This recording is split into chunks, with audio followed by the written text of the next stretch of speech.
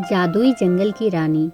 एक समय की बात है, एक छोटे से गांव में एक प्यारी सी लड़की रहती थी जिसका नाम था आर्या।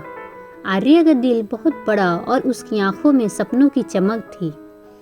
उसे अपने गांव के पास के घने जंगलों में घूमना बहुत पसंद था। एक दिन जब आर्या जंगल में टहल रही थी, उसने एक अजीब सी चमकती हुई चीज देखी। वो उसकी ओर बढ़ी और देखा कि वो एक जादुई दीपक था।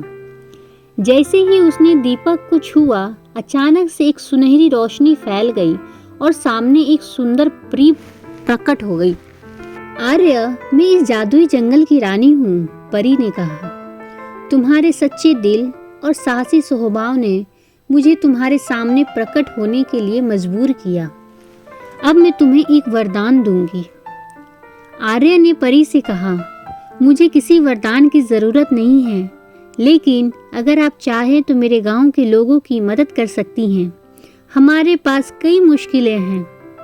परी ने मुस्कुराते हुए कहा, तुम्हारा अपने गांव के लिए प्रेम ने मेरा दिल जीत लिया है। उसने अपनी जादुई छड़ी उठाई और एक मंत्र बुदबुदाया।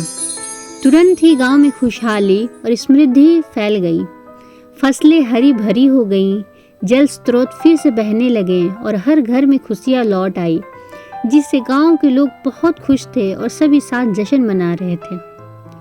आर्या ने परी को धन्यवाद दिया और पूछा, क्या मैं कभी दोबारा आपसे मिल पाऊंगी?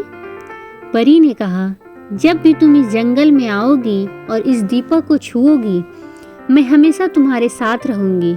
इसके बाद परी गायब हो गई, लेकिन आर्या के दिल में उसकी यादें हमेशा के लिए बस गईं।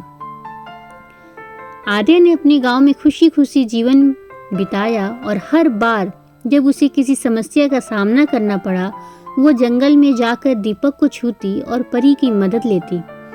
इस तरह आर्या और उसके गांव ने मिलकर एक सुखद और खुशहाल जीवन जिया। और इस तरह जादुई जंगल की रानी और उसकी प्यारे मित्र आर्या की कहानी सभी के दिलों में बस गई। Thank you.